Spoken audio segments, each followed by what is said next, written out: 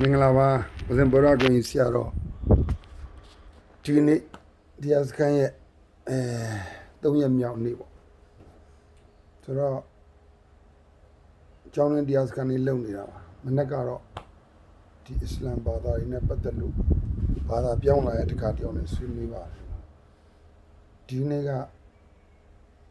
1383ခုနှစ်တစောင်းမုံလာပြီးကျော်3ရက်နေ့ခရစ်2021အော်တိုဘာလနိုဝင်ဘာလ21ရက်နေ့ဆိုတော့မနေ့ကတော့သူနဲ့ဆွေးနွေးသွားပြီတခါကြီးကဥတင်အေးဟုတ်တယ်နော်ဥတင်အသက်ဘယ်လောက်ရှိပြီပြီးတော့53ပြည့်ပြီဆိုတော့ဒုက္ခသားလေးကဥတင်အသားငယ်ကောင်ဒီမှာဗျာဟုတ်လားဒုက္ခရောက်ခွာပြောတော့ကြောက်လာတော့ဝမ်းသာပါတယ်ပထမဆုံးတခါကြီးလူချင်းနဲ့ရည်တန်းနဲ့ဥစဉ်ကြောင်းမှာလူနေပါတယ်ဒီကိုရိုရှိရောလဲဥစဉ်ကတော့ရတယ်ဒါဆိုရေအဟောင်းကိုတွင်းရကိုထွက်တာပဲကိုလို့လေတကမိုက်တောက်လဲဒီရေတွင်းအတွက်သူလှူတယ်ဒါပေမဲ့ grace တော့ရောက်မလာသေးပါဘူးဆိုတော့ဒီရေကတော့အကတ်လွတ်ပါတယ်ဒါပေမဲ့တကယ်လူအပ်ပါတယ်ဒီဆေးကတော့ဥစဉ်အတွက်စတုမှုကကောင်းပါတယ်ဒါပေမဲ့တိတ်တော့မစားပြဘူးဟောတော့လူကစီဂျူအကြောင်းပြောရမလားကျောင်းကလေးရကိုမကတ်ထားလားမသိဘူးတယောက်ကသူတို့သတိပေးထားလားမသိဘူးမနေ့ကမှန်းနေတဲ့နှစ်ဘူးလားတွေ့တယ်အများကြီးလာကတော့ကတ်ကြဒါမဲ့လဲဒါစီးပဝင်တဲ့အရာဟုတ်လာကလာလျောလာလာဒီကလေးလာဒီကောင်ကပါလဲဒါတပည့်တော်ကပိတ်ဖြူလေးလူချင်းလို့ဆိုပြီးတော့ပိတ်ဖြူလေးယူလာတာပါဗျာမရှိပါဘူးဟုတ်ပြောက်ပြီးတော့ဒီပိတ်ဖြူလေးလူချင်းလာပါလာပါဗျာတန်ကတဒီမပိဋိဇဒါနနိဗ္ဗာန်တပစ္စယောဟောတုကြကြမှာချမ်းသာပါစေစေဖြစ်နေပြီးဝင်းရအဖို့ငါ9ရက်တာအသုံးပြုနိုင်တော့ဒါစီလေးပေါ့စတုပ္ပဥပညိတာကြာပါပြီဟိုးအေးကပါလက်ပေါင်း50 60မကတော့ဒါလေးကဒါလေးနဲ့ပဲဆိုတော့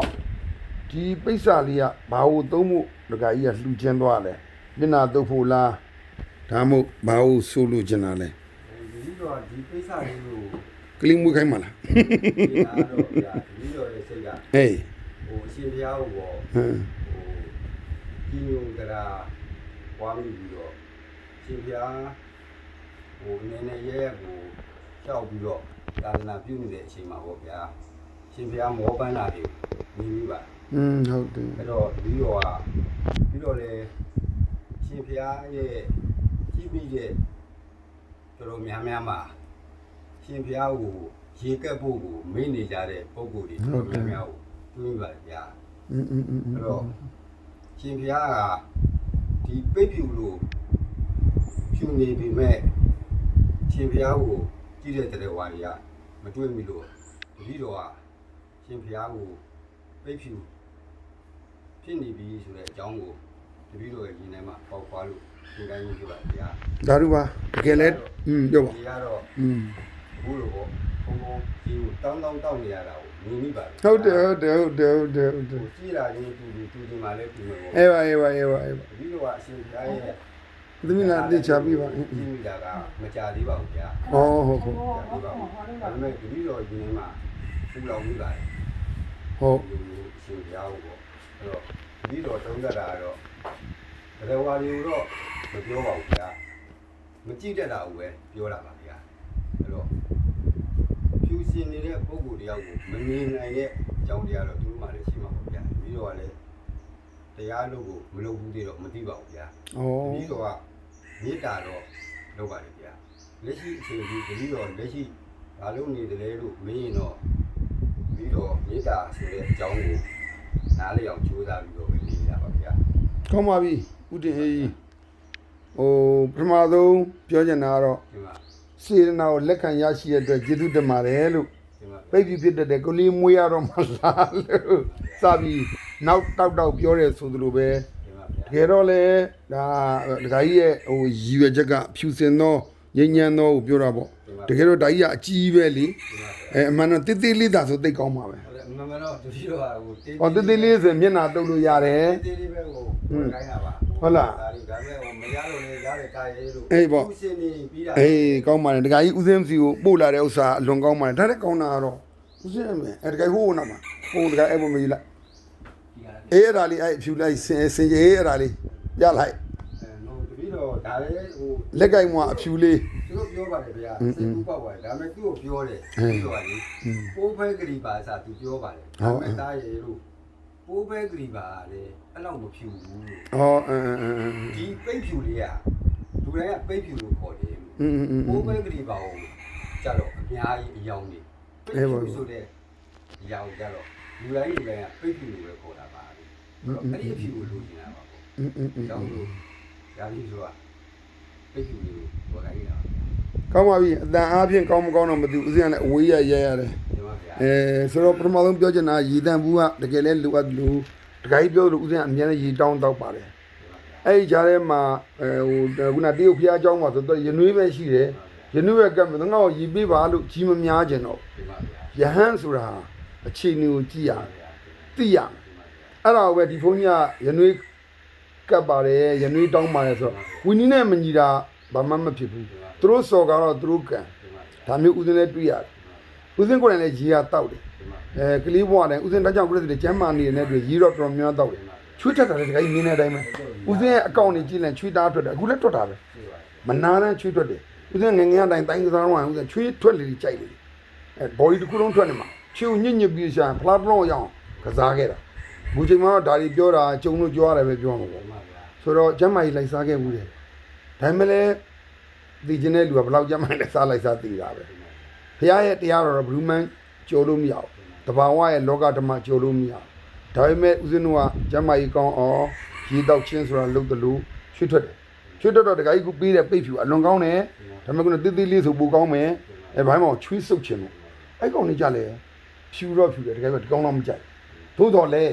ဘာဖြစ်လို့ဆိုတော့အတင်းလုပ်ပြီးလက်ကင်မွာလေးတွေတစ်ထည်900တန်းရှိတယ်ပါတယ်800တန်းရှိတယ်800တန်းထူတယ်ဒါပေမဲ့အဲ့ကောင်နဲ့တုတ်လန့်ချွေးတန်းပြောင်းတယ်ဒါပေမဲ့ခုနကတော့ဒီပိတ်သားမဟုတ်တဲ့အတွက်အဲ့ကောင်တွေကတအားကြီးတော့ချွေးမဆုပ်ဘူးစုံတော့စိုးစီစီနေတယ်ဒါကြောင့်လက်ကင်မွာအဖြူလေးတွေဦးစင်းကိုယ်တိုင်လဲကပ်ပြီးတယ်ဝဲတယ်ဟို8000မို့1000မို့ဝယ်တာ15ခုဒါပေမဲ့ဟိုအိယာနာထောင်နာထားသွားကန်ကားထဲမှာထည့်ထားသုံးပြစ်တာပေါ့တခါကြီးရယ်ပထမဆုံးပြောချင်တာတခါကြီးရဒီစေနာပေါ့ဒီပေါ်မှာရည်စူးလာတဲ့တခါကြီးရမြစ်တာအရာဦးစင်းလက်ခံလို့ရတယ်အလွန်လဲကျေးဇူးတင်ပါတယ်တခါကြီးမှာအဲ့မြစ်တာနဲ့အတူတကယ်လိုအပ်တဲ့ဦးစင်းရဲ့ TV တွေကြည့်ပြီးတော့ဟိုကြောင်းရောက်လာမယ်ဘာတွေလိုအပ်မလဲတခါကြီးကြည့်လို့ရတယ်တကယ်လူတော့တကယ်တန်မိုးရှိတယ်ဒါပေမဲ့ဘုန်းကြီးတွေကဘာလူတော့လောဘရှိတော့ငွေလူတယ်သူကငွေလူရင်အားလုံးပြည့်စုံတယ်ငါစီစဉ်မဲ့ပြစ်ကုန်အောင်ဦးစင်းကရဟန်းဖြစ်တဲ့အတွက်ဝီနီးရဦးစင်းငွေလာမလူပါနဲ့ထိုက်တဲ့ပစ္စည်းတွေလူပါသို့တော့လူအပ်ရင်မေးပါဟုတ်လားလူအပ်ပြီးတော့တခါကြီးနဲ့သာဦးစင်းဒါပြောလိုက်ဦးစင်းကလက်ကင်ဝါလေးဝယ်ခဲ့ဟာဆိုရင်တခါကြီးတွေလည်းအကျိုးများမယ်တစ်ထည်ပဲရအထည်1000ရတခါကြီးရဲ့သဒ္ဓါတော့ကအဓိကပဲအခုဒါတခါကြီးရဲ့သဒ္ဓါအဖြစ်တော့ကောင်းတယ်ဒါလေးဦးစင်းပြန်ပြီးတော့တိတိလေးမျက်နှာလေးသုတ်ကောင်းညှက်ခိုင်းလိုက်မယ်ဘာပြောဒါလေးဦးစင်းတန်မိုးထားပါလေဒီလိုပဲဆေးအနေနဲ့လဲလူအပ်တဲ့ဥစ္စာကောင်းတယ်ဒါပေမဲ့ခုနယဟန်တွေကတော့သူကသုံးကြရများတော့စီဘိုးအစားစီဘိုးလို့လည်းဘယ်မှမလူဘူးလေဒါမျိုးတော့ဖြစ်တတ်ပါတယ်ညီတို့ပဲဆိုစကားမှုတရားစိတ်ကအဓိကပါတကယ်အဲ့တော့တခါကြီးရဲ့စိတ်ဟာတခါကြီးခုရှောက်လန်းနေတဲ့မြစ်တာဆိုတာနဲ့ဦးစင်းကြားချင်ပါတယ်တခါကြီးတင်ပြမယ်ခုနဒီရွှေဆိုင်းလေးနဲ့ပတ်သက်လို့တခါကြီးဘာပြောရှင်းနေတူအားလုံးတူပါဘောင်းဘယ်လိုပြောမလဲဆိုတော့ဦးစင်းကဒီရေတန်းမှုရတော့တော်ဝမ်းတာဟိုမှနဲ့ရေတန်းမှုတော့ဝယ်တာဟိုဘယ်လဲဟုတ်ပါဒါဆိုရင်2000ကျော်ဘူးလောက်ရှိမှာဟုတ်လားလောက်ပြီးရပြီးတော့ဒီကောင်ကတကက်ကို2000 1500ပဲဗျာဟိုရှစ်ကပ်ပါဗျာဒီဘက်အသေးလေးနှစ်ခုကတော့တပည့်တော်လူနာမင်းမင်းဆိုတာရှိတယ်သူ့ကိုအတူခံတော့ तू ကပြောတယ်ဗျာဟောတဲ့ဦးလေးကအဲ့ဒီသွားမလို့လားတဲ့ तू ကပြောလိုက်ပါတယ်ဗျာ तू ကဖုံးနဲ့ချင်းပြည်နယ်ဆိုလားကချင်ပြည်နယ်ဆိုလားလိုက်ဖူးပါတယ်တဲ့သူ့ကိုပြောရင်တိပါတယ်တဲ့သူ့နာမည်ကမင်းမင်းလို့ခေါ်တယ်ဗျာသူကအဲ့ဒါပြီးတော့ तू ကအားရဝိတာပေါ့ဟိုသူလေးဘာလူလဲဆိုတော့အကြမ်းမြင့်သူ့ကိုပြောပြီးတော့ပေါ့ရေလေးရဲ့ပိတ်ဖြူလေးရဲ့စလူမှုစီလေးရဲ့တွားတော့နည်းနည်းထူးဆန်းနေတာပေါ့ဟိုဒါကတော့ကိုလူကြီးနဲ့အရာဖြစ်တဲ့အတွက်ဒီຢာလေးပါပဲလို့ပြီးတော့ပုံပုံလေးမေးလူလေးတစ်ခုမေးຢာလေးလေ ရှိခဲ့တယ်ပေါ့လေဒါလည်းတစ်ခါမှဘယ်လိုမှမမေးသေးပါဘူးဗျာဒီတော့စိတ်ထဲမှာဖြစ်တည်တဲ့အရာကိုတပည့်တော်ကတော့စဉ်းစားရတာတော့ရှိတာပေါ့ဗျာဒါပေမဲ့မှန်ဆိုတာတော့တပည့်တော်မသိနိုင်ဘူးလေဟုတ်တပည့်တော်ဒီတရားဘက်မှာတပည့်တော်ပြောကြည့်အဲ့ဒီခုနပြောတဲ့အကြောင်းတရားလေးတစ်ခုကိုပဲဒါလေးကဒါလားမသိဘူးဒါလားမသိဘူးပြောပဲဒီမိသားလေးကိုပဲလုပ်နေတာပါဗျာရာဇဝင်ကတော့ကြီးလို့ပါဗျာဟုတ်ပြီအဲ့တော့ဦးဇင်းကလည်းဒကာကြီးကိုပြောပြချင်တာကဒါနဲ့ဖုံးပြောတဲ့နေ့ကလည်းပြောလိုက်တယ်ပိတ်ဖြူနဲ့ပတ်သက်လို့မြတ်စွာဘုရားကိုပိတ်ဖြူခင်းပြီးယူတာလေဘုရားမနှင်းဘူးမင်းတို့သားသမီးမရဘူးဆိုပြီးတော့သိတယ်လေဇတ်တော်ရှိတာဟုတ်အဲ့နဲ့ပြောပြတယ်နော်ဟုတ်တယ်နော်အဲ့ပြောပြသေးတယ်ထားပါတော့ဘာပြောဒကာကြီးရဲ့စေနာတန်မိုးရှိတော့ဘုရားကတော့သူ့ရဲ့ဒကာရဲ့စိတ်ကိုကြည့်ပြီးနမိတ်ကောက်ပြီးတော့ဒီလိုဖြစ်မယ်သူကလည်းအတိတ်ဘဝသားသမီးကမရခဲ့ဘူး။ဘာကြောင့်ရင်ဘဝကဘဝပေါင်းများတာလင်မယားနှစ်ယောက်လုံးကယောက်ျားမိန်းမကသူများရဲ့ငှက်ဥတွေသူများရဲ့ဘဝတွေဖြစ်စည်းခဲ့တော့လူဘဝမှာကလေးမရသားစုပန်တာလည်းများပြီ။ဒါငါတို့ဖះတော့ဆုံးကတ်မယ်ဖះကြွလာရင်ဒါခင်းထားမယ်။ဆူတောင်းတယ်ဖះနင်းသွားရင်ငါတို့သားသမီးရပါစီသား။ဦးဇမတ်မီတော့ဇတ်တော်ကြီးတော့လိန်လို့မရဘူးပေါ့။မနင်းရင်တော့လေငါတို့ကံပဲပေါ့လို့ဖះလည်းလာတယ်သူတို့အဲ့လိုလုပ်တယ်ဆိုလည်းသိတယ်ဒါကြောင့်မနင်းဘူးဖဲတယ်ပဲတယ်နောက်ပြီးတော့ဘာကြောင့်လဲဖះဆိုတော့မင်းတို့ဒီကြံရှိတယ်လို့ပြောတယ်လို့စိတ်တော်ကိုလည်းကြိုသိတယ်လို့ဘဝဖြစ်စဉ်ကိုလည်းသိတော့မင်းတို့ဘယ်တော့မှမရနိုင်တော့ဘူးတဲ့ဘာကြောင့်လဲဆိုသူတစ်ပါးရဲ့အတိုက်အမြုံကိုဖျက်ဆီးခဲ့လို့ဆိုတော့ဒကာကြီးလည်းပိတ်ဖြူလေးပြောရတော့ဦးဇင်းကဇတ်တော်တွေကိုသွားပြီးအောင်ပြုပြီးတော့ဒကာကြီးနဲ့ဦးဇင်းတို့ဖုံးပြောတဲ့အခါမှာအချိန်အများကြီးပြေးဦးဇင်းပြောပြပါတယ်ဒီလိုမျိုးဆိုစကားမှုပေါ့ဒကာကြီးမိတဲ့မိကုံကဦးဇင်းတို့စိတ်ဝင်စားစရာဖြစ်ပြီးတော့ဒကာကြီးကုနာပြောရတဲ့တပည့်တော်မေတ္တာနဲ့နေတယ်မေတ္တာဆိုတဲ့စကားလေးပြောတော့အဲ့ဒါလေးအရင်ပြောပါအောင်အေးဟုတ်ပြီတခုစီအဲ့ဒါတော့အတူချုံးမပြောမယ်ဟုတ်တပည့်တော်ကအရင်ကဝိဇ္ဇာအလုပ်လုပ်ပါတယ်ဗျာဩလာပြီဇက်ကဇလန်ကမှစတယ်တပည့်တော်ကရွှေကျော်ဆေးလဲခံလာခဲ့ဘူးပါဩဟုတ်ကဲ့ဟုတ်ပါပြီဝိဇ္ဇာနဲ့ရွှေကျော်နဲ့ပတ်သက်လာလို့မင်းတော့မပတ်သက်ပါဘူးဗျာဟုတ်ပြီတော့ဝိဇ္ဇာဖြစ်ချင်ရတယ်အကြောင်းရှိခဲ့ပါတယ်ဗျာဟုတ်ပါပြောပါဦးအဲ့ဒါတော့ဒီလို73နှစ်သားမှာအကြီးဆုံးအကိုပေါ့ဝိဇ္ဇာ10ရောက်ရှိတာငယ်ဆုံးတပည့်တော်ရဲ့အောက်ကဆုံးသွားတာတပည့်တော်ဒီဝင်မယ်ဆိုတော့မသိဘူးဗျာတပည့်တော်ရဲ့အဲ့လိုပဲအကိုကြီးရဲ့အထက်မတယောက်လည်းရှိခဲ့ဘူးလေလို့ပြောနေဆုံးသွားတာကိုလည်းတပည့်တော်မသိခဲ့ဘူးဟုတ်ပြီဒါကြဘယ်ရသားလဲတပည့်တော်တော့ရှမ်းပြည်တောင်ပိုင်းနမ်ဆန်မှာပြရမှုတယ်သူကစစ်သားကိုဗျာ